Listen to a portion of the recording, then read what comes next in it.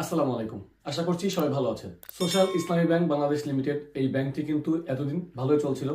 তবে বিগত সরকারের আমলে আপনারা জানেন যে এসালম গ্রুপ কিন্তু বাংলাদেশ থেকে ইসলামী ব্যাংকিং, ইসলামী শরিয়া মোতাবেক পরিচালিত ইসলামী ধারার ব্যাংকিং গুলোতে প্রত্যেকটা ব্যাংকে তারা হানা দিয়েছে, তাদের ভয়ানক থাবা চালিয়েছে। আর এই থাবায় দিশেহারা হয়ে গেছিল ইসলামিক ব্যাংকিং ধারার কতগুলো ব্যাংক। তার মধ্যে সোশ্যাল ইসলামী ব্যাংক অনেক বেশি ক্ষতিগ্রস্ত ছিল। ইসলামী ব্যাংক বাংলাদেশ লিমিটেড এই ক্ষতি থেকে বেরিয়ে আসতে পেরেছে তাদের রেমিটেন্স প্রবাহের কারণে এবং তাদের গ্রাহকের আস্থা অর্জনের মাধ্যমে। তো সোশ্যাল ইসলামী ব্যাংক অনেকটা ক্ষতিগ্রস্ত হলো। রিসেন্টলি তারা অনেক পদক্ষেপ গ্রহণ করেছে যেখান থেকে তারা ঘুরে দাঁড়ানোর চেষ্টা করছে এবং গ্রাহকের আস্থা ফিরে আনার চেষ্টা করছে। এই বিষয়ে সোশ্যাল ইসলামী ব্যাংকের একজন উচ্চপদস্থ কর্মকর্তা একটি পত্রিকার নিউজ রিপোর্ট আমাদের হাতে এসেছে। তো সেই নিউজটা আমরা বিস্তারিত জানবো এবং তারা কিভাবে কি পদক্ষেপ গ্রহণ করার মাধ্যমে ঘুরে দাঁড়ানোর চেষ্টা করছে এবং কতটা ঘুরে দাঁড়াতে পারছে এই বিষয় নিয়ে বিস্তারিত জানবো। তার আগে আপনি যদি আমার চ্যানেলে নতুন হয়ে থাকেন তাহলে অনুরোধ করবো চ্যানেলটি এখনই সাবস্ক্রাইব করে নেবেন, আর যদি অলরেডি সাবস্ক্রাইব করে থাকেন তাহলে অনেক অনেক থ্যাঙ্কস। তো চলুন আমরা মোবাইল স্ক্রিনে চলে যাই এবং নিউজটা একটু দেখে নিই।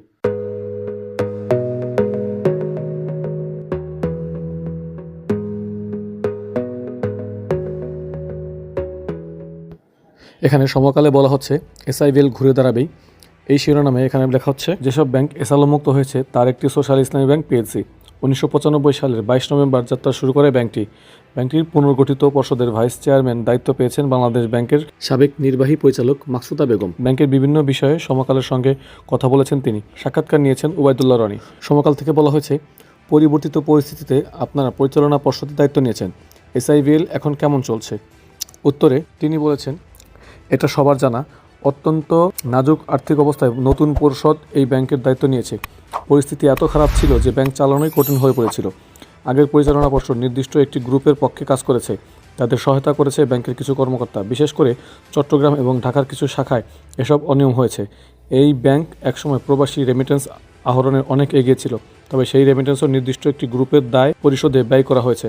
সব মিলিয়ে একটি ক্রান্তিকালে নতুন পর্ষদ দায়িত্ব নিয়েছে। এই পর্ষদ যতদূর সম্ভব বর্তমান ব্যবস্থাপনা কর্তৃপক্ষকে পরামর্শ দিয়ে যাচ্ছে। নিয়ন্ত্রক সংস্থা বাংলাদেশ ব্যাংকের দিক থেকেও অনেক সহায়তা পাওয়া যাচ্ছে। সমকাল পরবর্তীতে প্রশ্ন করেন, ব্যাংকের কর্মকর্তা কর্মচারীর দিক থেকে আপনারা কেমন সহায়তা পাচ্ছেন?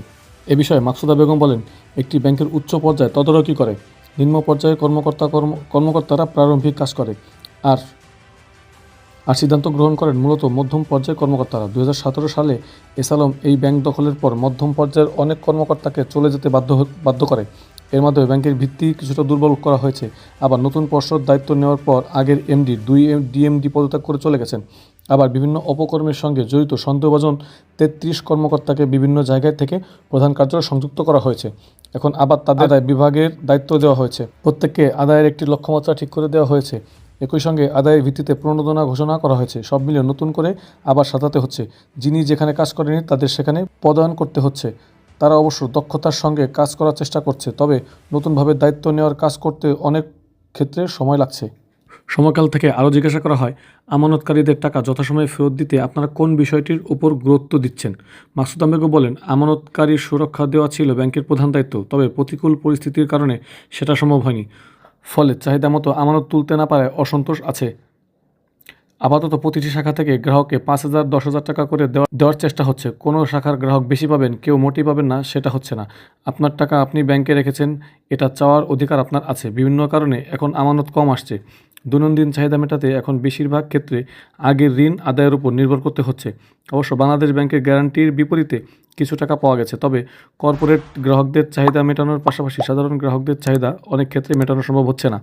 বিশেষ করে কারো ব্যবসা যেন বন্ধ না হয় সেদিকে খেয়াল রাখতে হচ্ছে। সমকাল থেকে আবার জিজ্ঞাসা করা হয়, এসআইবিএল ঘুরে দাঁড়ানো নিয়ে আপনি কতটা আশাবাদী? মাকসুদা বেগম বলেন, আমরা আশাবাদী এই ব্যাংক ঘুরে দাঁড়াবে। গভর্নরও বলেছেন কোনো ব্যাংক দেউলিয়া হবে না। স্বাধীনতার পর কোনো ব্যাংক দেউলিয়া হওয়ার নজির নেই। ব্যাংক ঘুরে দাঁড়ানোর জন্য এখন বেশি জোর দেওয়া হয়েছে খেলাপি ঋণ আদায়ের উপর। বড় গ্রাহকদের কাছে আমাদের এমডি ডিএমডিরাও যাচ্ছেন। শাখা কর্মকর্তারা বর্তমান পরিস্থিতি তুলে ধরে খেলাপিদের কাছে যাচ্ছেন। এতে কিছু কাজও হচ্ছে। ইতিমধ্যে অবলোপন থেকেও কিছু ঋণ আদায় হয়েছে। সব মিলে 5 আগস্ট থেকে এখন পর্যন্ত খেলাপিদের থেকে 1,563 কোটি টাকা আদায় সম্ভব হয়েছে। এর মধ্যে বিশেষ ক্যাম্পেইনের আওতায় গত 3 নভেম্বর থেকে আদায় করা হয় 238 কোটি টাকা। একই সঙ্গে আমানত বাড়ানোর উপরও জোর দেওয়া হয়েছে। এসআইবিএলে আস্থা নামে একটি বিশেষ আমানত স্কিম রয়েছে। আগে প্রতি লাখে আনুমানিক 800 টাকা দেওয়া হতো, এখন 1000 টাকার মতো দেওয়া হচ্ছে। বিশেষ ক্যাম্পেইন শুরুর পর 3 নভেম্বর থেকে নতুন আমানত এসেছে 489 কোটি টাকা। আস্থা ক্যাম্পেইনে 1191টি হিসাবে 69 কোটি টাকা জমা হয়েছে। সব মিলিয়ে এসআইবিএল 32,233 কোটি টাকা আমানতের ব্যাংক। এখন মেয়াদ পূর্তির আগে ভাঙানোর প্রবণতা কমেছে। একটি বিষয় মনে রাখতে হবে, মেয়াদ পূর্তির আগে ভাঙিয়ে কেউ তো পুরো টাকা তুলতে পারছেন না, বরং আগে ভাঙানোর কারণে তিনি মুনাফা কম পাচ্ছেন। মেয়াদ পূর্তি পর্যন্ত অপেক্ষা করলে পরিপূর্ণ মুনাফা পাবেন, এসআইবিএল ঘুরে দাঁড়াবেই। তো ভিউয়ার্স, এই রিপোর্টটা থেকে জানা যাচ্ছে সোশ্যাল ইসলামী ব্যাংকটা ঘুরে দাঁড়ানোর চেষ্টা করছে এবং তাদের বিভিন্ন পদক্ষেপ গ্রহণ করেছে অলরেডি মানুষের আস্থা অর্জন করার জন্য। আশা করছি বাংলাদেশের ইসলামী ধারার ব্যাংকগুলো খুব দ্রুতই ঘুরে দাঁড়াবে এবং সুস্থ সবল অবস্থায় দাঁড়াবে।